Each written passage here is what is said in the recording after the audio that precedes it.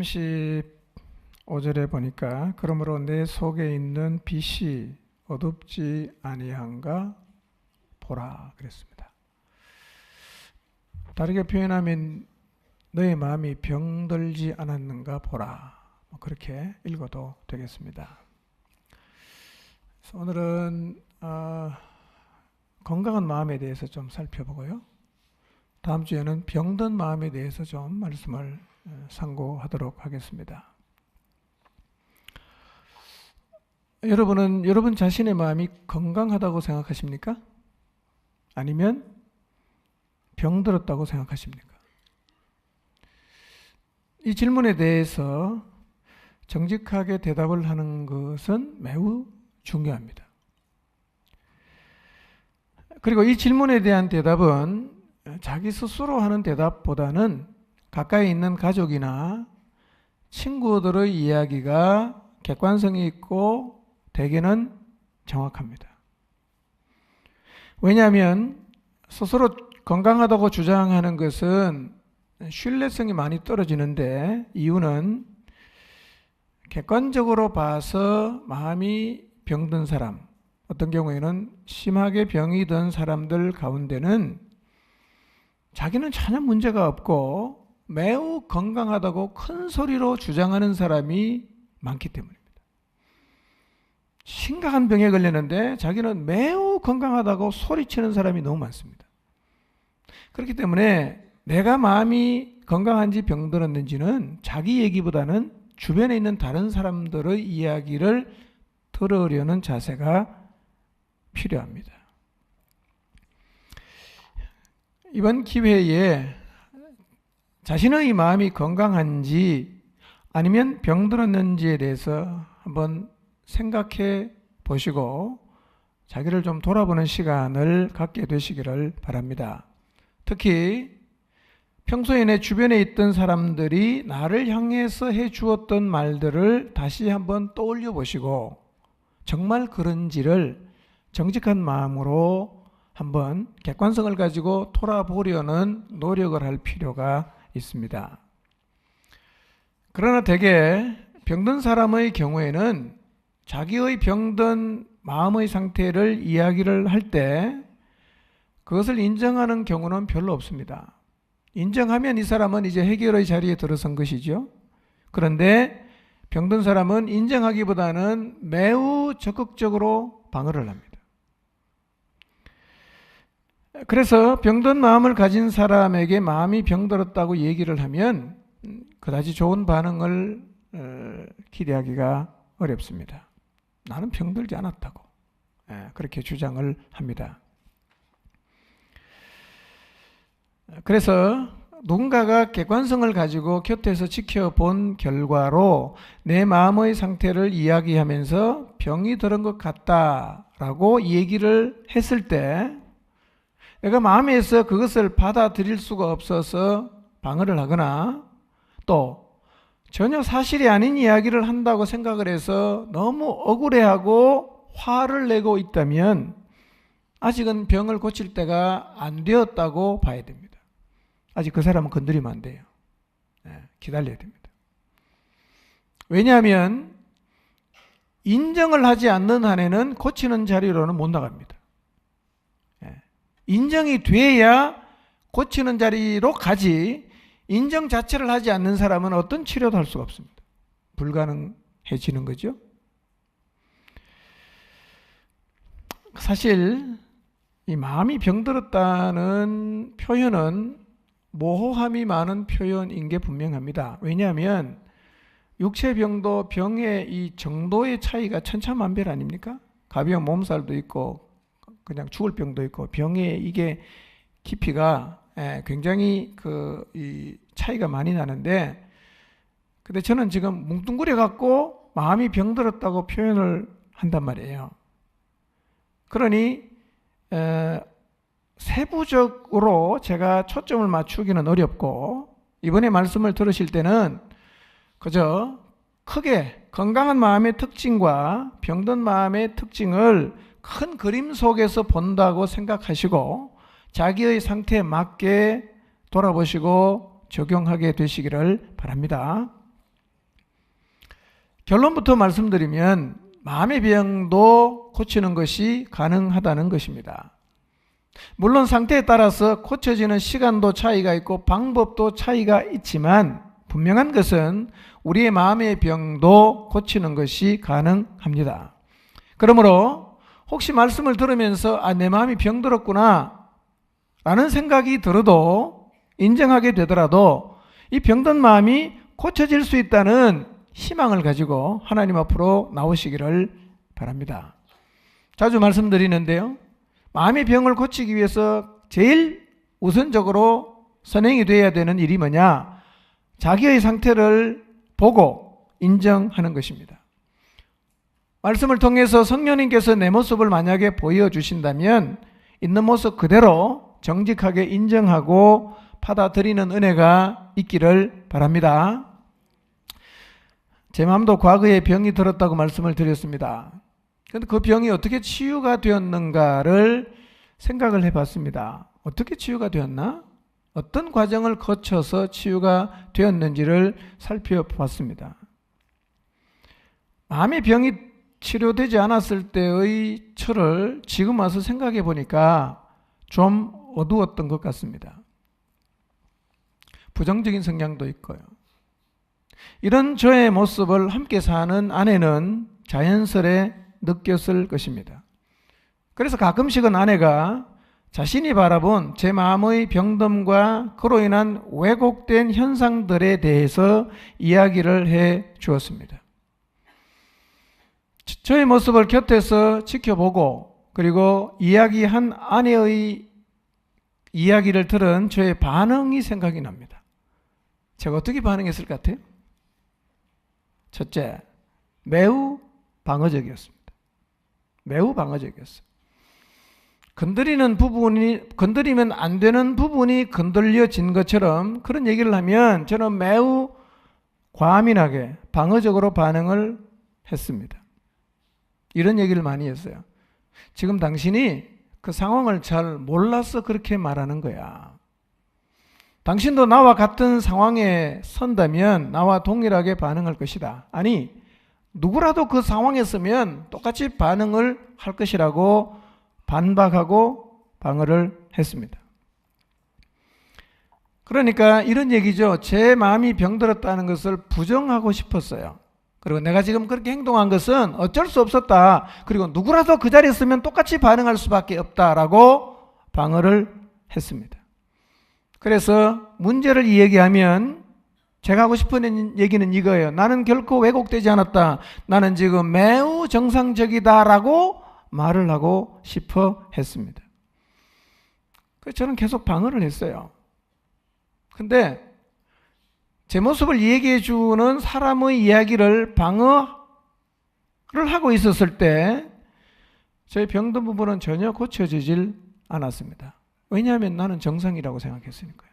아니, 정상이라고 믿고 싶었어요. 말하고 싶었어요. 아주 큰 소리로. 아무런 문제가 없다. 두 번째 제가 보인 반응이 뭐냐? 되게 비슷합니다. 화를 내는 겁니다. 너무 화가 나는 거예요. 네.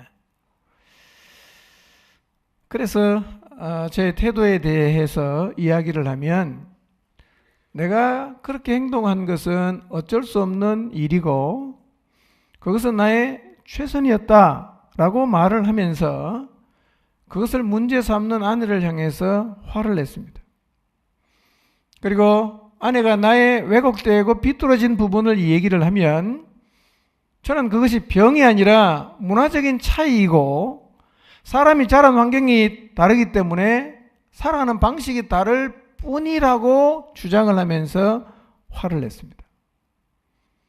근데 되게 논리로 이 얘기를 하면 남자가 이깁니다.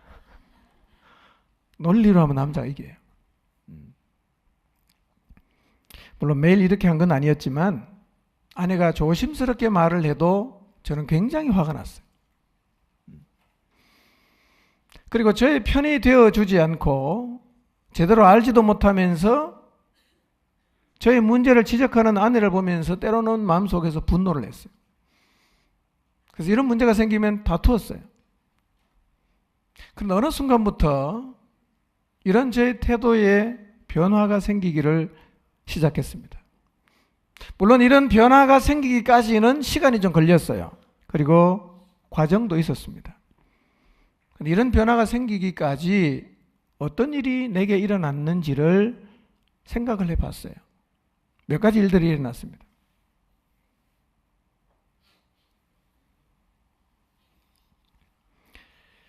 제일 먼저는요, 제 믿음이 계속 성숙하고 있었다는 것입니다. 목사인 제 믿음도 계속 자랍니다. 지금도 저는 제 믿음이 과거를 비교해 보면 자라고 있다는 느낌을 참 많이 받습니다. 믿음이 성숙한 것. 그 다음에 두 번째는 말씀을 묵상하고 다른 사람들을 보면서 저의 모습을 보게 되었어요.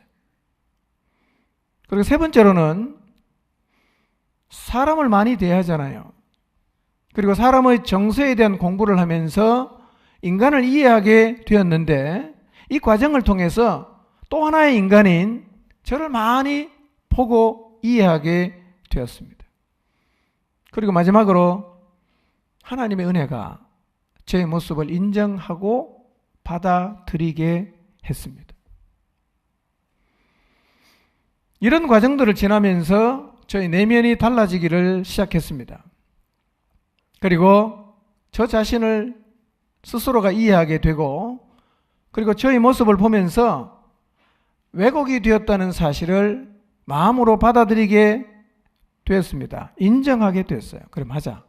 그 말이 맞는 것 같아.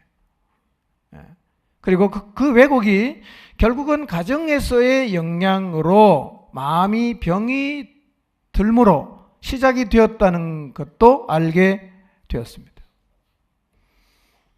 내 마음이 병이 들었구나. 이것을 인정하면서 생각하게 된 것은 이런 거예요. 내가 언제 병들었지? 왜 병들었지? 이거를 깊이 있게 저 자신에게 질문하면서 제 과거를 돌아보게 되었습니다. 제 지난 과거를 돌아보면서 현재의 나의 모습이 훨씬 더 많이 이해가 되었습니다. 이렇게 저의 모습을 이해하고 제 마음에 받아들이기를 시작하면서 일어난 변화가 뭐냐면, 아내의 말을 받아들이게 된 거예요. 목사인 나에게 이런 말을 해줄 사람이 아내 외에 누가 또 있겠는가? 이제부터는 한번 내가 마음을 열고 들어보자. 그리고 아내가 하는 얘기가 나를 공격하는 말이 아니라, 그래서 틀린 말이 아닐 수 있으니까 이제는 방어하지 말고 화내지 말고 마음으로 한번 받아들이고 아프지만 고치려는 노력을 해보자는 마음을 갖게 되었습니다. 그렇게 결심을 했지만 나의 모습에 대해서 솔직하게 말해주는 아내의 이야기를 듣는 것이 처음에는 많이 힘들었어요. 그러나 솔직하게 인정하고 감정을 누르고 있는 말을 그대로 받아들이기를 시작했습니다. 좀 시간이 지나니까 이렇게 말할 수 있었어요. 그 부분은 내가 지금 노력을 하는데 아직은 잘 안 된다. 앞으로도 그런 모습이 드러나면 옆에서 계속 이야기를 해 주라고 얘기할 수 있게 되었습니다. 이렇게 나의 모습을 더 인정하고 받아들이고 고치려는 노력을 하게 되면서 제 마음의 병은 굉장히 빠른 속도로 고쳐지기를 시작했습니다. 마음이 건강해지면서 왜곡된 현상이 많이 사라지게 되었습니다. 상황과 사건을 부정적으로 바라보게 되던 마음이 긍정적으로 보게 되고, 다른 사람과 소통하는 일과 관계를 맺어가는 일도 매우 편안해졌습니다. 그리고 성경 말씀 그대로 마음이 굉장히 밝아졌어요. 마음의 병을 고치려면 꼭 저와 같은 과정은 아니어도 비슷한 과정은 필요할 것입니다. 무엇보다 먼저 자신의 마음이 병들었다는 것과 그로 인해 나타나는 왜곡된 현상을 인정하고 그것을 객관적인 관점에서 이야기해주는 다른 사람의 이야기를 방어하거나 화를 내지 말고 그대로 받아들이고 인정하고 고치려고 노력하는 자리에 서야 합니다. 이 자리에 서면 그때부터 굉장히 빠른 속도로 우리의 병든 마음은 치유가 시작이 될 것입니다. 마음에 관해 말씀을 전하는 몇 주의 시간을 통해서 우리 모두가 자신의 모습을 객관적으로 보고 인정하고 한 걸음 더 나아가서 그런 자신을 방어하는 자세를 좀 다 내려놓고 내 모습 이런 거 인정하고 고치려고 애를 쓰는 자리로 다 나가게 되기를 바랍니다. 제가 이번에 이 말씀을 나누는 이유는 마음이 병든 사람을 정죄하려 함이 아닙니다. 혹시 제가 하는 표현이 어떤 사람의 마음을 좀 아프게 할 수는 있겠지만 그것은 병든 상태가 어떻고 건강한 상태가 어떠한지를 드러내려고 설명하는 것이지 누구도 정죄하려는 마음이 아니라는 사실을 여러분 꼭 알아주시기를 바랍니다. 그래서 이번 말씀을 통해서 우리 모두가 자신의 현재 마음의 상태를 정확하게 보고 혹시 병든 부분이 드러난다면 반드시 고쳐서 건강한 마음을 갖게 되시기를 바랍니다. 마음이 병든 것은 어쩔 수 없다고 생각해서는 안 됩니다. 마음에도 병이 들면 고치려고 노력을 해야지 나 어쩔 수 없다. 난 이대로 지금까지 살아온 그 방식 그대로 내가 살겠다고 말하는 것은 어떻게 보면 굉장히 무책임한 얘기입니다. 생각해 보십시오. 우리 육체에 병이 들면 우리가 어떻게 행동을 합니까? 물론 자각증상이 없는 병 같은 경우에는 병이 든 줄을 몰라서 방치하는 경우가 간혹 있지만 증상이 보이거나 내가 느낄 수 있는 병의 경우에는 매우 적극적인 자세로 치료를 하려고 합니다. 어떤 경우에는 일상을 뒤로 하고 휴가를 내기도 하고 또 심하면 휴직까지 하지 않습니까? 어떤 경우에는 회사를 그만두더라도 병부터 먼저 고치려고 우리가 노력을 합니다. 마음의 병도 병이에요. 육체의 병만 병이 아니라 마음의 병도 병이라는 인식을 여러분이 하셔야 됩니다. 그렇기 때문에 마음도 병들면 고쳐야겠다는 적극적인 자세를 갖는 것이 매우 중요합니다. 육체의 병뿐만 아니라 마음의 병도요. 방치를 하면 상태가 점점 나빠집니다.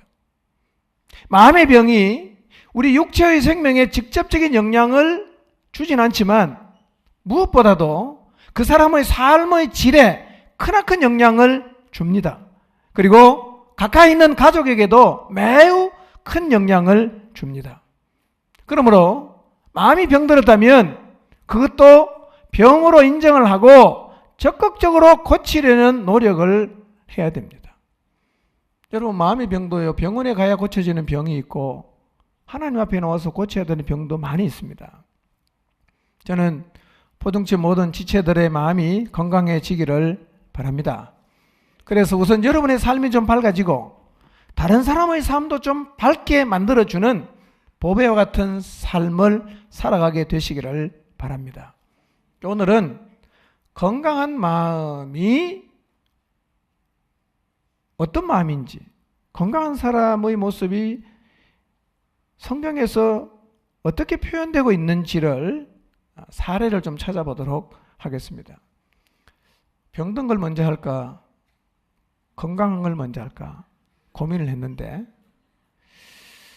그래도 건강한 걸 먼저 좀 얘기를 해서 희망을 갖게 한 다음에 그 다음에 병든 얘기를 하고 어떻게 고칠 것인지를 얘기하는 것이 좋겠다는 생각이 들어서 제가 건강한 것부터 먼저 이야기하기로 했습니다. 건강한 마음은요, 이거예요. 하나님의 말씀을 그대로 받고 순종하고자 하는 마음입니다.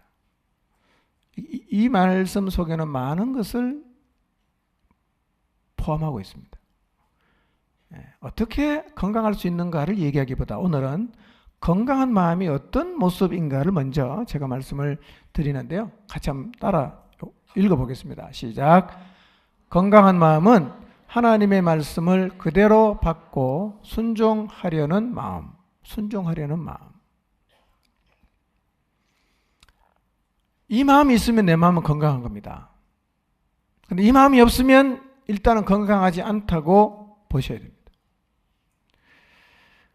피조물인 인간이 자기를 창조하신 하나님의 말씀에 순종하려고 한다. 이게 건강한 거 아니겠어요? 예. 여러분, 가정에서 자녀가 부모님에게 순종하려는 마음을 갖고 있다. 기본적으로. 건강한 겁니까? 병든 겁니까? 건강한 거지요. 하나님, 나를 창조하신 하나님의 말씀 앞에 내가 순종하겠다는 마음을 갖고 있는 자체가 내 마음이 건강하다는 거예요. 예. 오늘 내 안에 하나님의 말씀을 어떤 말씀이든 간에 그대로 받고 순종하고자 하는 마음이 있는지를 한번 돌아보시기를 바랍니다. 그래서 성경에서 건강한 마음과 병든 마음을 아주 극명하게 보여주는 한 사례가 있어요. 창세기 2장 16절 17절을 같이 한번 읽어보겠습니다. 읽습니다. 시작.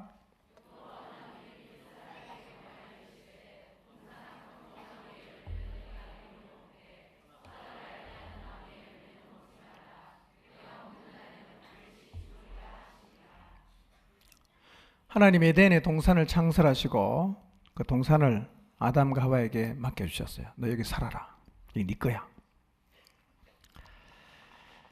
근데 하나님은 아담과 하와가 이 모든 것을 주신 분이 하나님이라는 사실을 잊지 않도록 안전장치를 하나 두셨는데 그게 뭐냐면 동산 중앙에다가 선악을 알게 하는 나무를 만들어 놓고 말씀하십니다.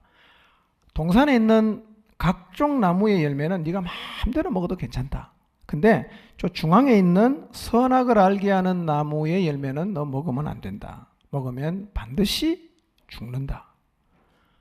이게 하나님 말씀이에요. 선악과가 왜 안전장치가 되느냐 하면 하나님의 형상으로 지음을 받은 인간은 다른 피조물과는 정말 구별이 되는 존재입니다. 지금 보세요. 인간이 얼마나 탁월한가. 인간이 만들어내는 걸 보세요. 과거에 상상하던 것이 지금 다 우리가 실제로 삶에서 누리고 있어요. 그래서 인간은요, 하나님을 떠나가면 어떤 착각을 하느냐 하면 자기가 하나님인 줄로 착각할 수가 있어요. 그래서 인간은 늘 뭘 기억해야 되느냐 하면 내 위에 나를 창조하신 하나님이 계신다는 사실을 늘 기억을 해야 돼요. 그걸 기억하는 방법이 뭐냐? 동산 중앙에 있는 선악을 알게 하는 나무를 만들어 놓고 너 저 나무를 볼 때마다 나에게 이 에덴 동산을 주신 분이 하나님이라는 사실을 기억해야만 했습니다. 근데요, 마음이 건강하면, 아담과 하와의 마음이 건강하면 창세기 2장 15절에서 16절에 있는 그 나무의 열매를 볼 때마다 어떤 생각을 해야 되겠어요? 저거 먹으면 죽어. 저거 먹으면 죽어. 저건 절대로 먹으면 안 돼. 라는 마음이 저절로 속에서 계속 생겨나야 됩니다. 자, 그래서 하나님은 창세기 3장 3절을 보세요. 3절. 읽읍시다. 시작.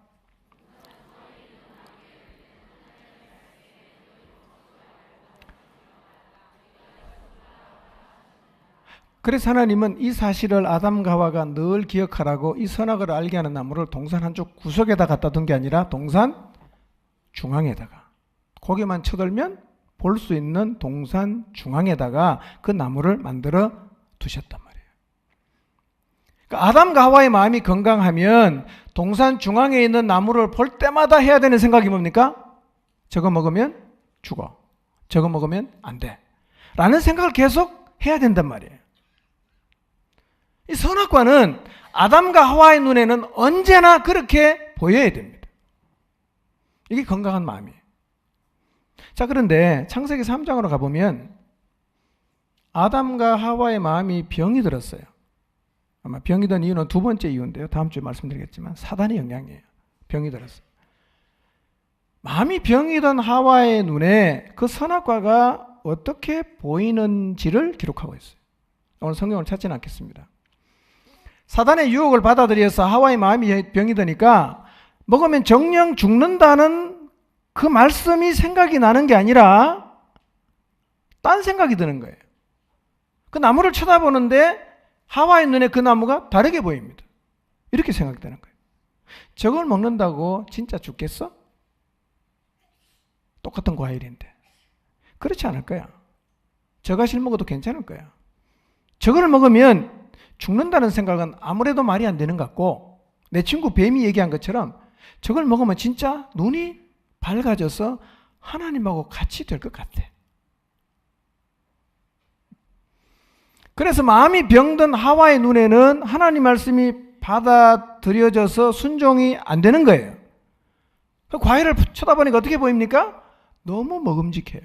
너무 보암직하고 그걸 먹으면 정말 지혜롭게 만들 만큼 탐스럽게 보였어요. 그래서 결국은 그것을 따먹고 말았습니다. 그러니까 마음이 병이 들면요, 하나님 말씀을 무시하고 하나님 말씀을 불순종하는 자리로 가요. 이게 병든 거예요. 이게. 똑같은 선악과 나무가 어떻게 보이느냐를 보면 내 마음이 지금 건강한지 아니면 병들었는지를 알 수가 있단 말이에요. 하나님의 말씀을 볼 때 이 말씀이 내게 어떻게 보이고 들리느냐에 따라서 내 마음의 상태를 그런 면에서 가늠할 수가 있어요. 난 저거 꼭 지키지 않아도 괜찮다고 생각해 라는 생각이 든다면 이미 병든 거예요. 나는 지금 반드시 지켜야 돼. 하나님 말씀하셨어.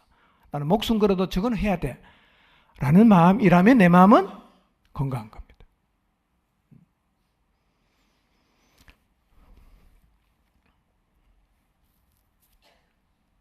그래서 하나님의 말씀을 그대로 받고 순종하려는 마음은 건강한 마음이에요.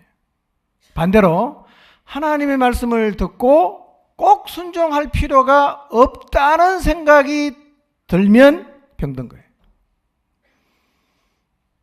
그런데 하나님 말씀은요, 내가 불순종을 했어요.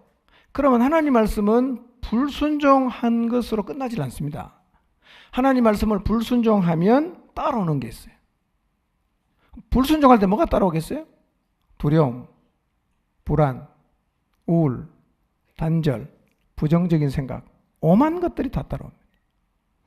반대로 건강한 마음을 가진 사람이 하나님의 말씀을 순종을 할 때도 따라오는 게 있어요. 뭐겠어요? 기쁨, 확신, 평화, 희망, 밝음, 긍정적인 마음 등등등등이에요. 그러니까 이미 하나님의 말씀 자체에는 상도 포함되어 있고 심판도 포함되어 있습니다. 이미 순종하면 상을 받는 것이고 순종하지 않으면 심판을 받는단 말이에요. 그러니까 이미 말씀 속에는 두 가지가 다 들어있어요. 그래서 순종하고자 하는 건강한 마음은요, 점점 건강해집니다. 반대로 불순종하고자 하는 마음으로 불순종을 하게 되면 그 마음은 점점 더 병들게 돼 있어요. 그래서 사실은 신앙 안에는 빈익빈 부익부 현상이 많습니다. 있는 사람은 더 가지게 되고 없는 사람은 있는 것도 빼앗기게 되는 현상이 사실은 신앙의 세계에서는 일어납니다.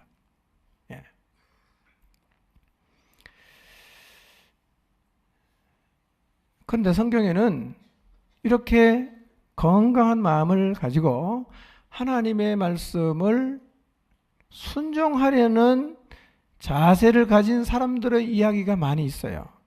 그리고 하나님은 이 사람들을 통해서 시대마다 하나님이 계획하신 일들을 이루어 가셨습니다.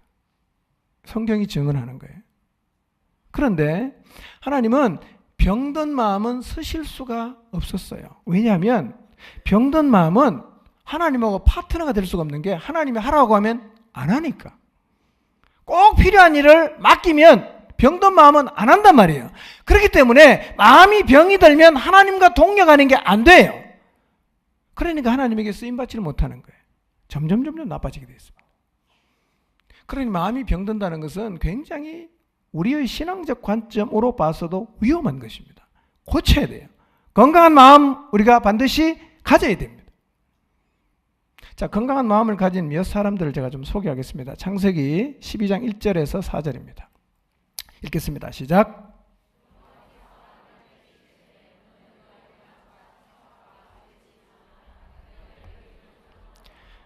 내가 너로 큰 민족을 이루고 내게 복을 주어 내 이름을 창대하게 하리니 너는 복이 될지라.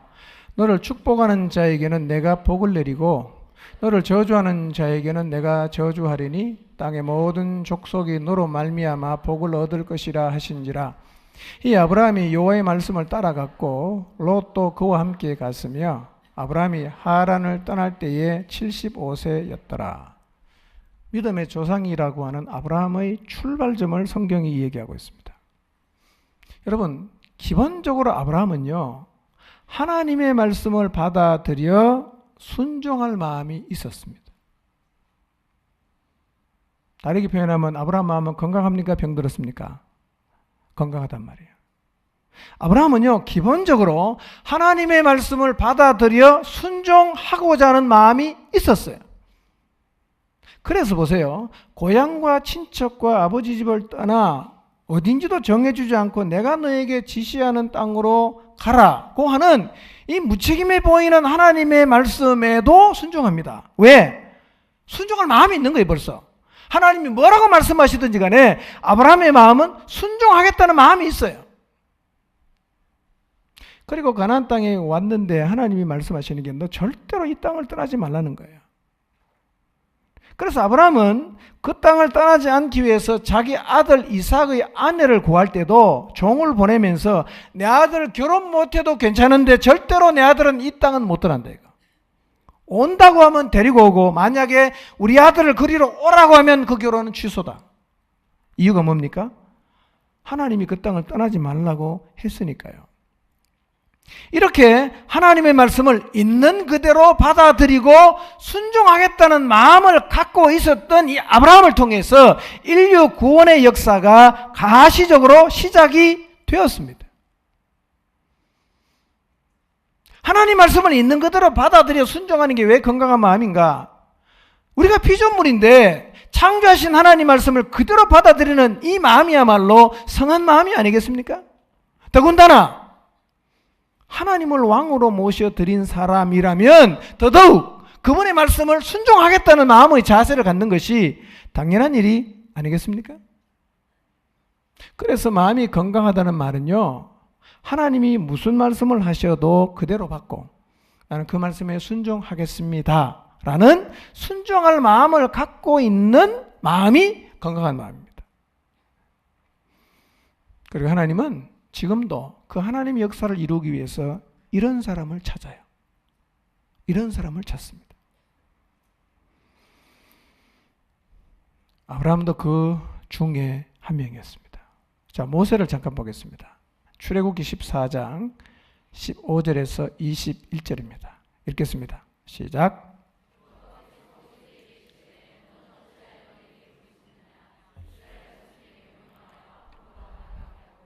지팡이를 들고 손을 바다 위로 내밀어 그것이 갈라지게 하라. 이스라엘 자손이 바다 가운데서 마른 땅으로 행하리라. 내가 애굽 사람들의 마음을 완악하게 할 것인즉 그들이 그 뒤를 따라 들어갈 것이라. 내가 바로와 그의 모든 군대와 그의 병거와 마병으로 말미암아 영광을 얻으리니 내가 바로와 그의 병거와 마병으로 말미암아 영광을 얻을 때야 애굽 사람들이 나를 여호와인 줄 알리라 하시더니 이스라엘 진 앞에 가던 하나님의 사자가 그들의 뒤로 옮겨가매 구름 기둥도 앞에서 그 뒤로 옮겨 애굽 진과 이스라엘 진 사이에 이르러 서니 저쪽에는 구름과 흑암이 있고 이쪽에는 밤이 밝음으로 밤새도록 저쪽이 이쪽에 가까이 못하였더라. 모세가 바다 위로 손을 내밀매 여호와께서 큰 동풍이 밤새도록 바닷물을 물러가게 하시니 물이 갈라져 바다가 마른 땅이 된지라 그랬어요. 모세 얘기인데요. 여러분, 기본적으로 모세도요, 하나님이 무엇을 말씀하시든지 간에 받아들여 순종할 마음이 있었어요. 이게 중요한 겁니다. 그래서 아브라함이 하나님 말씀을 순종한 내용도 보면 참 순종하기 어렵습니다. 근데 모세도 똑같거든요. 하나님께서 홍해를 가르기 전에 출애굽했잖아요. 그런데 하나님이 잘 가고 있는 모세 보고 돌아가라는 거예요. 그치? 모세는 가다가 거꾸로 가고 있습니다. 그래, 가다가 어떤 일을 만느냐? 홍해를 앞에 두고 못 나가지요. 뒤에는 변심한 바로가 지금 병거 600성 몰고 지금 추격해 오니까 앞으로도 못 가고 뒤로도 못 가고 갇히는 신세가 되었습니다. 근데 하나님이 모세 보고 뭐라고 말씀하셨냐면, 네 손에 들고 있는 지팡이를 바다 위로 내밀어서 그것을 갈라지게 해라. 이런 황당한 얘기가 있어요? 모세는 어떻게 합니까? 하나님이 시키는 그대로 지팡이를 들고 바다 위를 향합니다. 내밀어요. 어떤 일이 벌어집니까? 진짜 홍해가 갈라졌어요. 어떻게 이런 순종이 가능하겠어요? 건강한 마음은요, 하나님이 무엇을 말씀하셔도 순종할 마음이 있는 거예요. 그러니까 뭐라고 해도 시키는 대로 해보는 거예요. 근데 하나님 말씀은 시키는 대로 하면 반드시 된단 말이에요. 그래서 이 성경 속에 나타난 하나님의 역사는요, 이런 사람들을 통해서 계속해서 이루어져 갔습니다. 하나님은 이런 모세를 통해서요, 출애굽의 역사와 40년의 광야 여정을 이끄시는데요, 출애굽하는 과정과 40년을 광야 생활하면서 일어난 일들을 우리가 민수기나 읽어보면요, 정말 힘든 일이 많았어요. 그런데 모세는 기본적인 마음 자세가 하나님이 말씀하시면 순종한다는 생각을 갖고 있기 때문에 무엇을 말씀하셔도 순종했어요. 그랬더니만 결국 하나님은 모세를 통해서 하나님의 역사를 이루셨단 말이에요. 한번 생각해 보십시오. 오늘 나도, 내게도 하나님이 무엇을 말씀하시든지 받아들이고 순종하겠다는 마음이 있는지. 하나님 말씀을 순종 안 하는 사람은 늘 이렇게 얘기하죠. 그거는 말이 안 돼요. 그거는 동의할 수 없어요. 논리와 상식이 안 맞으면 순종 안 하거든요. 근데 하나님 역사는 대개 우리 논리와 상식에 안 맞는 일들도 많았어요. 누가 그걸 순종할 수 있어요? 순종하겠다는 마음을 갖고 있는 사람이에요. 순종하겠다는 마음이 중요한 거예요. 내용이 중요하잖아. 하나님이 무엇을 말씀하셔도 괜찮습니다. 저는 하나님 말씀 순종합니다는 마음을 갖고 있으니까 하나님이 그 사람들을 통해서 역사하시는 거예요. 이 마음이 건강한 마음이에요. 여러분, 오늘 우리 교회 안에서 이런 건강한 마음을 갖고 있는 사람이 전부라면 우리 교회를 통해 하나님은 굉장한 일을 하실 거예요. 그런데 따져보고 순종할지 말지를 결정하겠다는 자세를 가진 사람이 많으면 사실은 우리 교회는 한 발짝도 앞으로 나가는 게 부담스러워집니다. 나가면 잡아당기거든. 예. 갈렙과 여호수아를 보겠습니다. 민수기 23장 30절과 14장 6절에서 10절 말씀 읽겠습니다. 시작. 우리가 곧 올라가서 그 땅을 취하자 능히 이기리라 하나. 6절. 그 땅을 정탐한 자 중 눈의 아들 여호수아와 여분네의 아들 갈렙이 자기들의 옷을 찢고 이스라엘 자손의 온 회중에게 말하여 이르되 우리가 두루다니며 정탐한 땅은 심히 아름다운 땅이라. 여호와께서 우리를 기뻐하시면 우리를 그 땅으로 인도하여 들이시고 그 땅을 우리에게 주시리라. 이는 과연 젖과 꿀이 흐르는 땅이니라. 다만 여호와를 거역하지는 말라. 또 그 땅 백성을 두려워하지 말라. 그들은 우리의 먹이라. 그들의 보호자는 그들에게서 떠났고 여호와는 우리와 함께 하시느니라. 그들을 두려워하지 말라 하나 온 회중이 그들을 돌로 치려 하는데 그때 여호와의 영광이 회막에서 이스라엘 모든 자손에게 나타나시니라. 가나안 땅 정탐을 12명이 갔어요. 근데 갔다 와서 두 파로 나뉘는데 이거예요. 2명은 하나님의 말씀에 순종하겠다는 마음을 갖고 있어요. 근데 10명은 하나님이 말씀하셨지만 현실을 보니까 그건 안 되겠다. 그래서 순종 안 하겠다는 마음을 굳히고 왔어요. 어느 게 건강한 거죠? 그래서 10명이 와서 그 땅에 들어가면 안 되는 이유를 계속 설명하는 거예요. 너무 가슴이 터질 것 같아서 여호수아와 갈렙이 중간에 말을 막습니다. 그리고 말합니다. 우리가 올라가자. 우리가 가면 능히 이길 수 있다. 가보니까 그 땅은 정말 아름다운 땅이고 젖과 꿀이 흐르는 땅이고 하나님이 지금 우리와 함께 하시니까 그 땅 백성을 두려워하면 안 된다고. 너무 답답해서 여호수아와 갈렙은 옷을 찢으면서 사람들에게 막 소리쳤어요. 논지는 이거예요. 하나님 말씀하셨으니까 우리가 순종하면 된다. 가자. 그 얘기예요. 하나님은 모세의 뒤를 이어서 여호수아와 갈렙을 계속 사용하셨어요. 하나님은 언제나 이런 사람들을 통해서 일하십니다.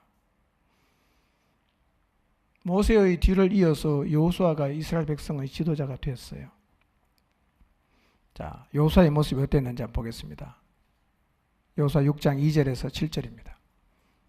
여호수아 6장 2절에서 7절 읽습니다. 시작.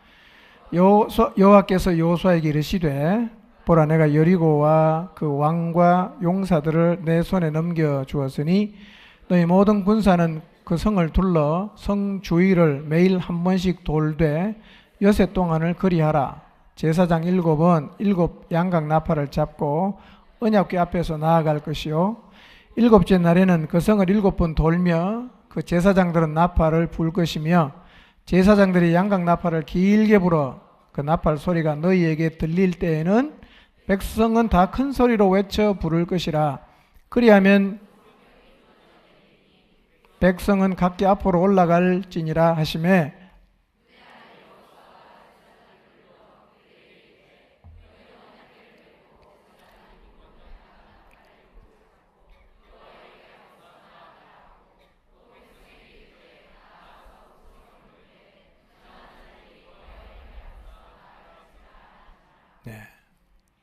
자, 우리는 정탐 갔다 와서 보고한 과정에서 여호수아가 갖고 있었던 마음을 우리가 기억합니다.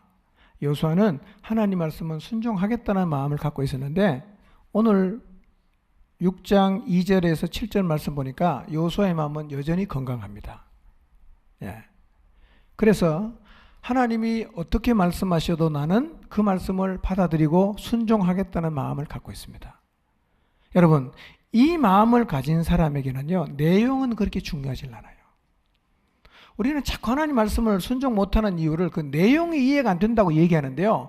말씀하신 분이 하시는 것이기 때문에 사실은 받아들여 순종할 마음이 있는 사람에게는 내용이 중요하지 않아요. 근데 내용을 가지고 자꾸 토를 달고 순종을 못하겠다고 말하는 사람은요, 결국은 처음부터 하나님 말씀에 순종할 마음이 없는 겁니다. 그게 병든 마음이에요.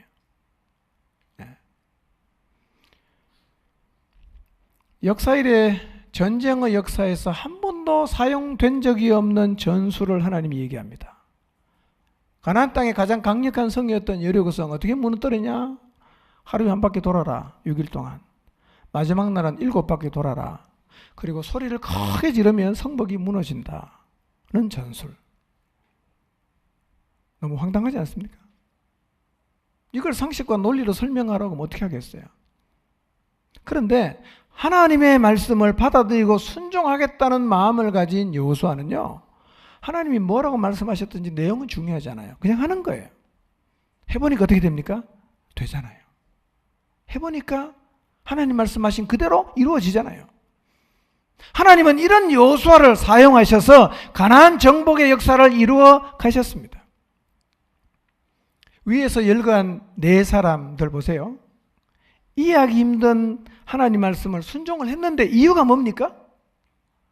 순종하려는 마음이 있단 말이에요. 난 순종한다. 하나님이 어떤 말씀만 하셔도 순종한다. 이 마음이 어떤 마음이에요? 건강한 마음이에요. 자, 여러분 모두가 이 마음을 하나님 앞에서 갖게 되시기를 바랍니다. 예. 근데 우리가 이렇게 생각할 수 있어요. 하나님의 말씀을 있는 그대로 받아서 순종하는 것은 믿음이라고는 할 수 있겠지만 이걸 가지고 건강하다고 말하는 것은 좀 무리가 있지 않겠는가? 여러분, 마음의 건강이라는 것은요, 정서적인 부분에만 해당이 되는 게 아니에요. 영적인 부분도 우리의 마음의 건강과 연관성이 많이 있습니다.